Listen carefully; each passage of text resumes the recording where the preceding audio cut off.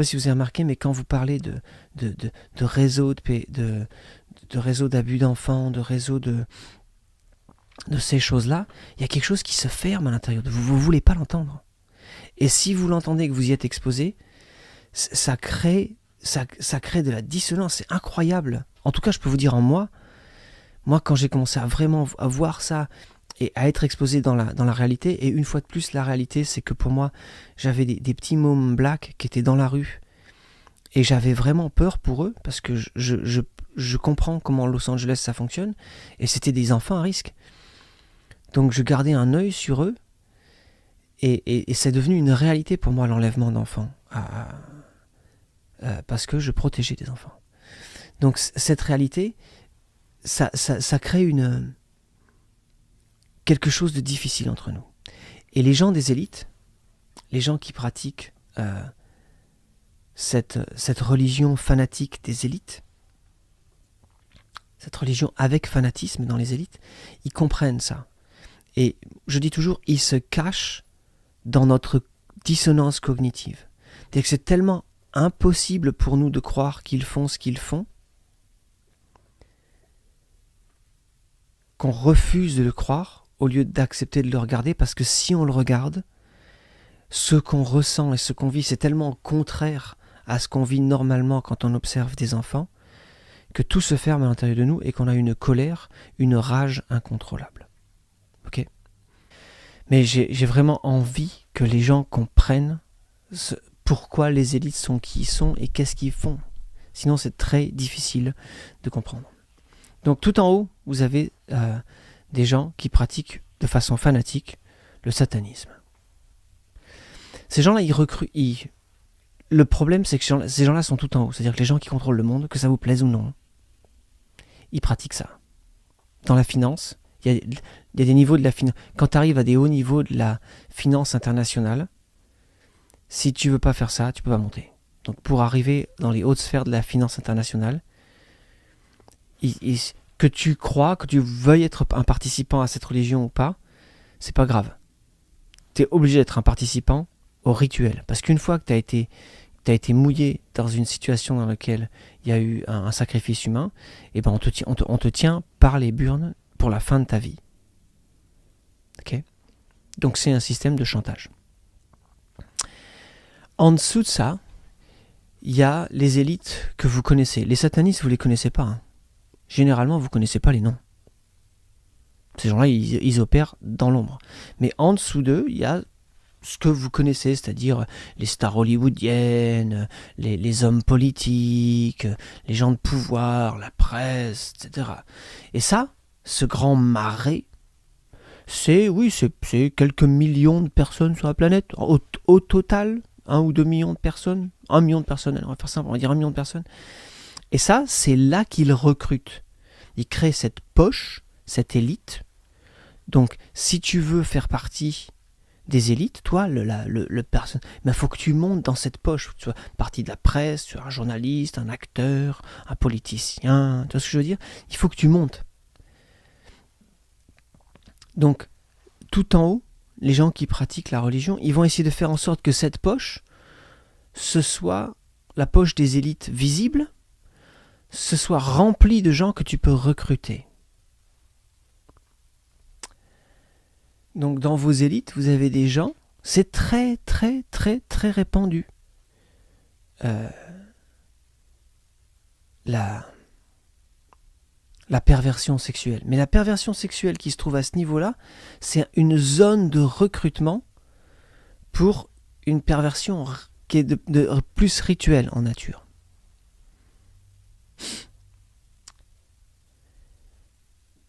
Un grand nombre des enfants qui disparaissent ne finissent pas sacrifiés. Ils finissent soit sur la pornographie enfantine, soit esclaves.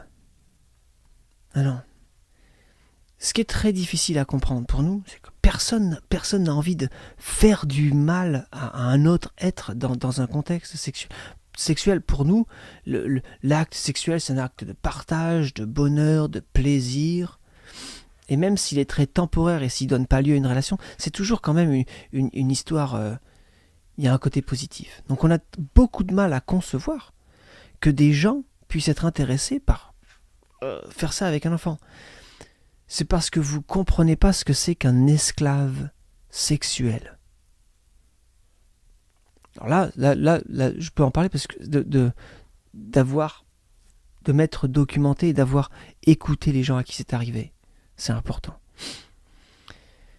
Un truc qui est très important à savoir à propos de nous, c'est qu'on est très conditionnable. Vous voyez, là, bon, vous ne le voyez pas, mais j'ai un bear, j'appelle Minibus. C'est un berger australien. Et parce que je suis dresseur de chiens, je peux lui faire plein de trucs. Il est vachement intelligent. Donc en utilisant une forme de non-oui, tu vois, ça c'est bien, ça c'est pas bien. D'un point de vue du conditionnement, on va dire récompense ou punissement. Punissement. Oui. Tu peux arriver à conditionner le chien à faire certaines choses. Ce qui est très difficile à comprendre, c'est que si tu prends un être humain capable de langage, c'est-à-dire grosso modo entre 5 et 6 ans, et que tu es suffisamment froid et que tu es suffisamment psychopathe pour essayer de le dresser comme un chien, vous n'avez pas idée à quel point les enfants peuvent être dressés à faire des choses.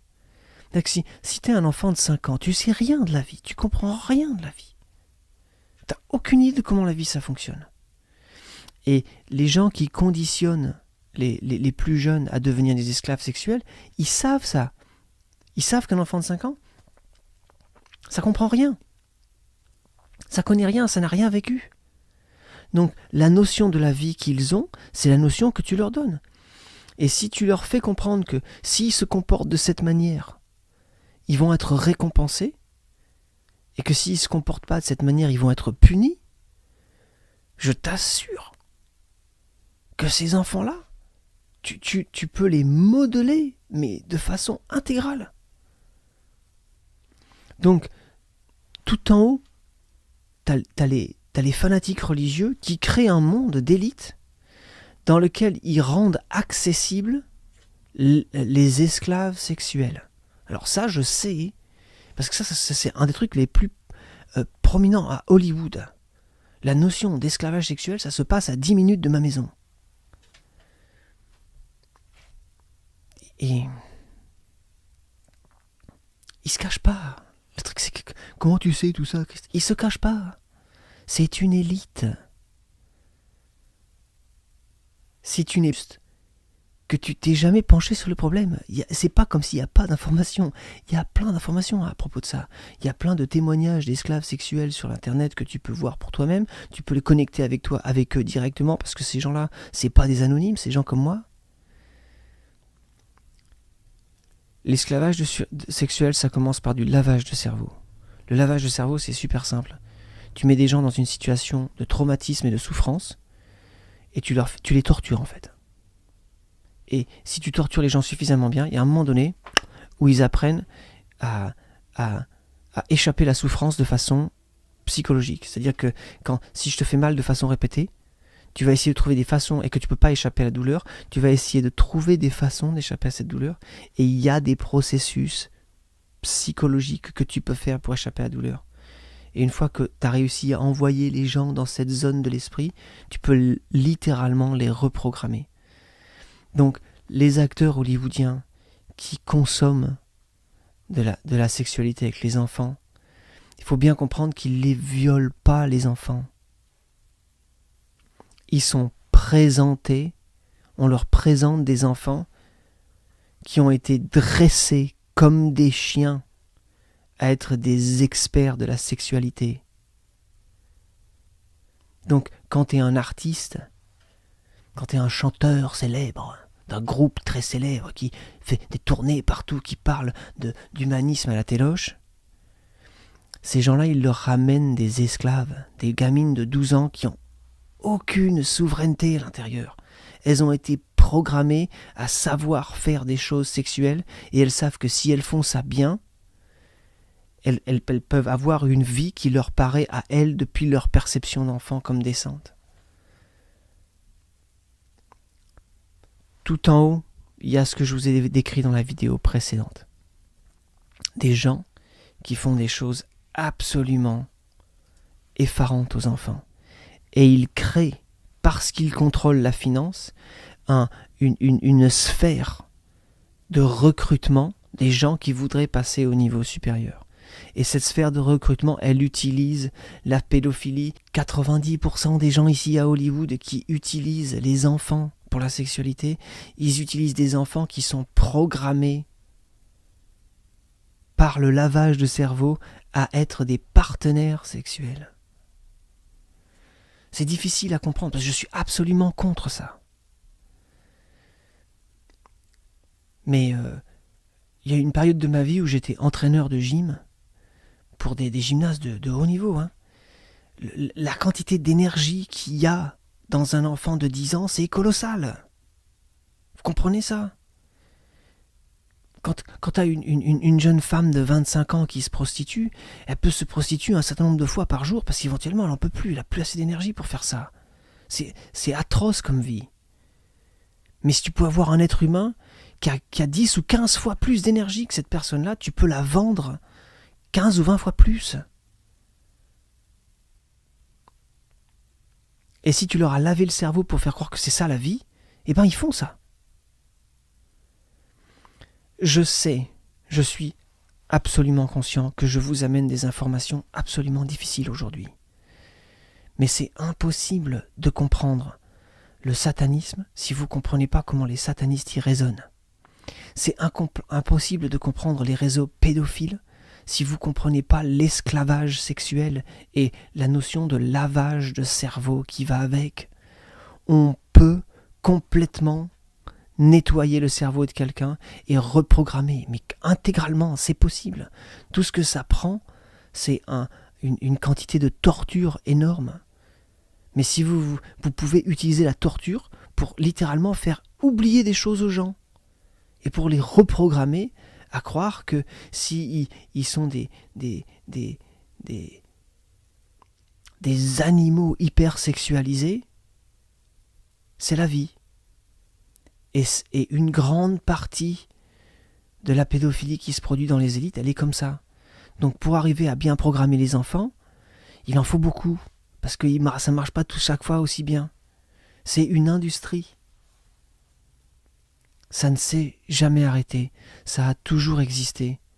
Mais parce qu'il y a toi, et parce qu'il y a moi sur cette planète, et parce qu'on est, toi et moi, des êtres au cœur ouvert qui sont contre ça, ces pratiques-là, elles sont allées de la lumière à l'obscurité. Et aujourd'hui, ce qui se passe sur cette planète, le réveil de l'humanité, c'est un moment où ces pratiques, elles reviennent dans la lumière.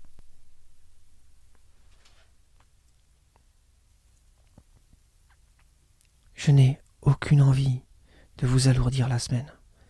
Je n'ai aucune envie que vous vous sentiez mal. La souffrance, la peur, la tristesse, tout ça, ça nourrit leur cause. Par contre, si vous avez compris la première vidéo et le fait qu'il y a une vraie intention derrière le fait de faire souffrir les enfants, et si vous pouvez comprendre que les réseaux pédophiles, c'était un système d'organisation pour recruter des gens pour le top du top de l'élite, vous n'allez plus le voir de la même manière. Vous n'allez plus le voir de la même manière. C'est très difficile d'imaginer que la star du rock'n'roll américaine que vous préférez, c'est très difficile d'imaginer que ce soit un violeur d'enfants.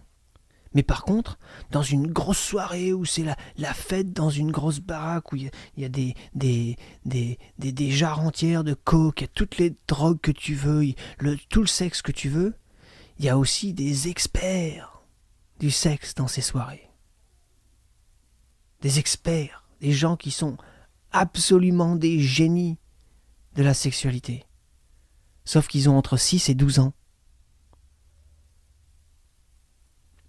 Alors, en fonction du niveau d'intoxication de cette star du rock'n'roll, il va choisir un âge différent ou en fonction de la perversion qu'il a à l'intérieur. Mais une fois que tu commences à te comporter comme ça, une fois que tu commences à non pas toi, une fois qu'une personne commence à se comporter comme ça ouvre la brèche pour la connexion dont j'ai parlé avant. C'est comme ça que ça marche. Et la raison pour laquelle je parle ça avec un gilet jaune, c'est parce que pour la première fois, il y a un groupe d'êtres humains sur la planète qui est dans la rue, qui proteste, et parmi ce groupe d'êtres humains, il y a un grand nombre de gens qui sont au courant de ça. Tout en haut, il y a un groupe, une élite fanatique qui fait des choses absolument atroces et qui est excessivement puissante. Donc tu crées l'élite, en dessous d'eux, ils ont créé une élite, une sphère de les artistes, la presse, la politique, et ils choisissent qui va participer à l'intérieur de ça. Et vous pouvez être certain que s'il y a des gens très haut placés, ils sont ou bien au courant de ça et ils ne diront rien, ou bien ils sont participants, ou bien ils ont participé, ils ne participent plus, mais maintenant ils font partie du chantage. C'est un jeu de chantage. Ils se tiennent les uns les autres par le chantage de toute façon. N'ayez pas peur. On a déjà gagné. Le fait qu'on a cette conversation, le fait qu'on prie, le fait qu'on est dans l'action par rapport à ça, c'est ça le réveil de l'humanité. Et la raison pour laquelle je parle de façon aussi honnête et aussi directe, parce que moi j'aimerais bien accélérer le processus, parce que je crois qu'il y a quelque chose de vraiment cool à faire sur cette planète si on démantèle ce réseau. Et ce qui va démanteler ce réseau, c'est le fait que les gens savent. Quand il y aura suffisamment de gens qui sont au courant et qui questionnent, il y aura un moment de réveil très difficile, mais après on pourra passer à la vie. On pourra passer à vivre sur une planète où ce ne sont pas des psychopathes qui gouvernent la planète. Peace and love.